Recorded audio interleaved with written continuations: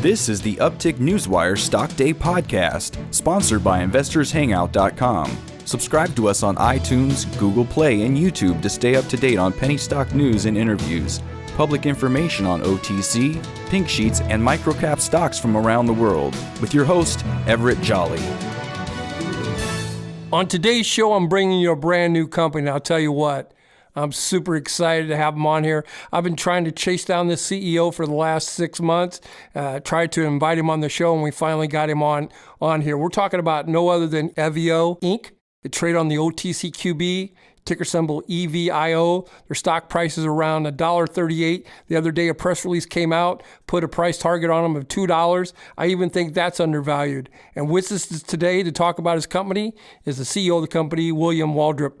William, welcome to the show. Well, Ev, thank you for having me. And sorry, I didn't mean to be elusive, but as you can tell, we've been very busy focusing on building the company over the last really 3 years, but 6 months specifically with the great opportunity that's in front of us in California. Let me tell my listeners why I love your company. You're doing some great things out there. In 2015, this company was only doing $125,000 in revenue. In 2016, it jumped up to just a tad bit over $500,000. And 2017 was their breakout year.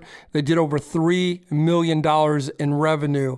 So explain to us the expansion plans that you have in 2018, William, and where do we go from here? Absolutely. So, as we've been growing over the last few years, we've been focusing on first advisory services that we talked about, and then we moved into the analytical testing world and really focused on really developing the process, developing our methods, developing our proprietary, program, if you will.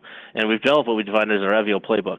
And so what you saw between 2016 and 17 is the execution of that playbook in the state of Oregon as it came online with a regulated, medical marijuana and recreational marijuana environment. Now, going forward, what we're looking at is taking advantage of other key opportunities. Most importantly, right in front of us is California, as it went legal January 1st of this year. Yep. And as of July 1st of this year, 2018, they put forth a pretty stringent list of testing requirements. So what we're going to see here is that, as EVIO begins to deploy more labs throughout the state, we're going to be able to start to recognize that incremental revenue. Just as we did in Oregon from 16 to 17, we're going to start seeing that traction come into 2018 and beyond. Now, of course, our fiscal year ends in September, so we're really going to see only about 3 months of that California revenue, coming into play. And of course, we're really looking for the big uptick in 2019 as we have a full deployment of network labs throughout the state of California. Well, let me tell my listeners that EVIO Labs, you guys are a leading national provider of accredited cannabis testing, provided high-quality analytical and consulting service for the agriculture and biomedical industries in the United States. Compliance testing. Now, California is mandating it. I'm sure there's going to be other states that are going to come up and mandate it. I think you guys are at the right space at the right time. Well, we hope so. I mean, we saw this happening in early 2015, and it's really where, EVIO kind of transitioned itself from just a consulting advisory services, staying in the ancillary space, right? Keep in mind that technically we're not part of the supply chain. We don't touch the plant. Really, we're not allowed to even own any part of the supply chain. We're that check and balance in the industry. But being said that, we saw where regulatory testing was going to be important, from a few factors, right? In the past, testing was really determining the potency of a product, determine how much it was worth on the wholesale side. But now it's really about protecting consumer safety, right? The NASCAR dads, the soccer moms who are using cannabis for simple things, right? Like joint pain or arthritis or insomnia. The little things that we just need every single day to get through. But they want to make sure that they are consuming a clean product, right? Absolutely. They know it's been through a proper regulatory process, that it's free of any contaminants, pesticides, residual solvents if you're, consuming maybe an edible of some nature. Of course, you also need to understand, from a dosing side, right? How much am I consuming? If I'm a first-time user of cannabis and I'm trying to use it to maybe deal with some, back pain I have, there's been people who use, cannabis for intense medical reasons. Maybe they're dealing with cancer, or they're dealing with some other stringent disease, and yes, they need very, very high doses. But for the new person, if you will, a few milligrams is more than enough to start, a treatment plan. So being said that, they need to make sure that they really know what they're buying, and testing is imperative to ensure proper labeling and proper understanding on the consumer side. Absolutely. And I think you guys are doing a great job for that. I was reading one of your press releases. You guys just recently moved into the international market in Canada, and I think you acquired like 41% or something percentage of Keystone Lab acquisition. Bring us up to speed on that, and what is that all about, and what's that going to do for the company? Well, first of all, just for the listeners, in Canada, cannabis is federally legal. So, anywhere you go in Canada, right now you're able to secure medical marijuana, medical cannabis. And there's a number of licensed producers that are providing that service. Well, in 2018, Health Services Canada has expanded that, and they're currently in the process of actually rolling out a recreational program across the entire country. Now, every province is a little bit different. Won't go into that today. But what's important is that there's a great opportunity here with a very limited number of, and it's kind of a funny name, licensed dealers. In Canada, Health Services Canada, basically issues national licenses on who's able to test controlled substances. So that could include everything from, cocaine to heroin to cannabis, all falls in that category. They call them licensed dealers, which I think was an oxymoron, if you will, because their job really is, once again, to ensure that the product is clean before it goes to market. And we're really excited about it because, we've acquired a lab that has already been licensed, actually been licensed for 2 years. They have a great relationship, great management team. They need some expertise coming in from EVIO, leveraging our background and deployment strategies so that we could truly help them really attack the entire Canadian market. So to be clear, actually, we have acquired 50% ownership interest of Keystone Labs. They're located up in Edmonton, Alberta, in Canada. And that is targeted to close on May 1st.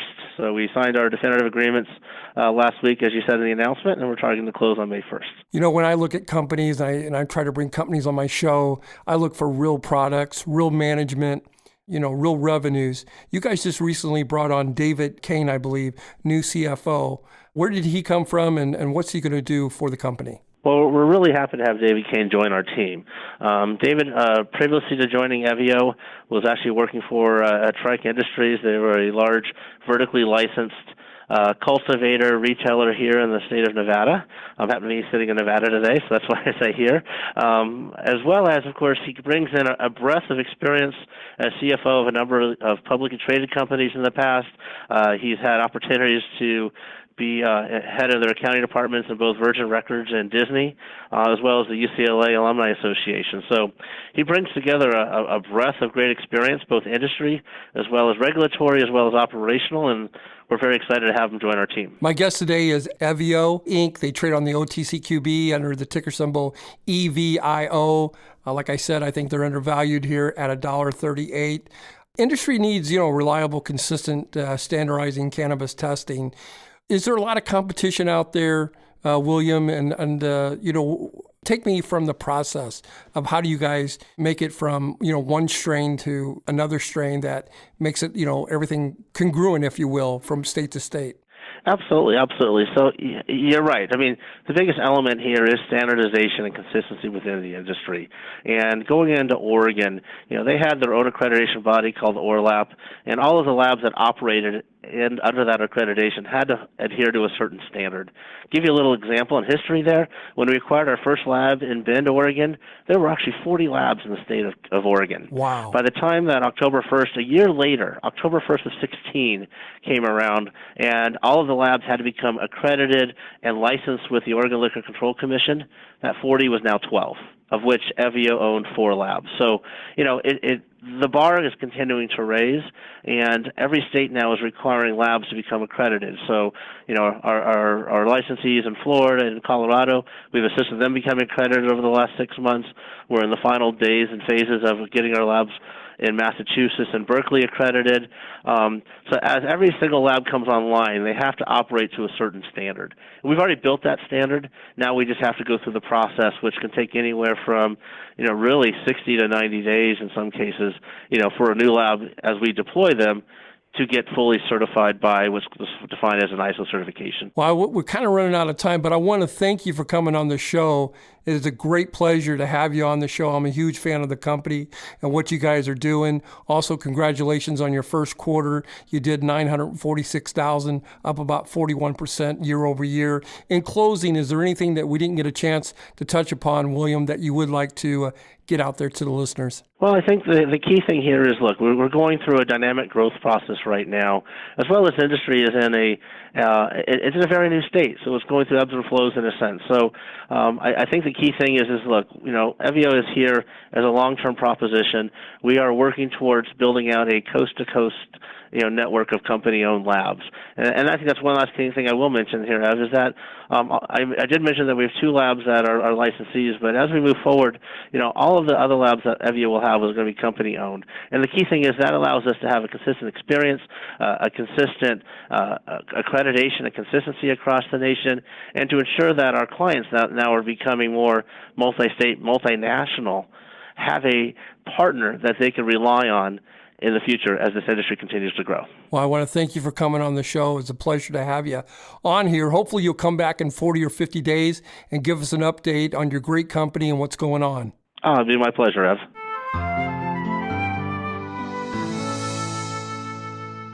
This program is entirely sponsored and produced by Uptick Newswire, LLC, which is responsible for the content. The opinions and information provided on this program are those of the guests and those of the respective companies they represent, and do not necessarily reflect those of the staff or management of Uptick Newswire. Uptick Newswire encourages all listeners of this program to do their due diligence and research when determining investment strategies that will work for them, or to seek the assistance of an investment professional. The guests of this program may have paid for its distribution and are not directly affiliated with Uptick Newswire or this station.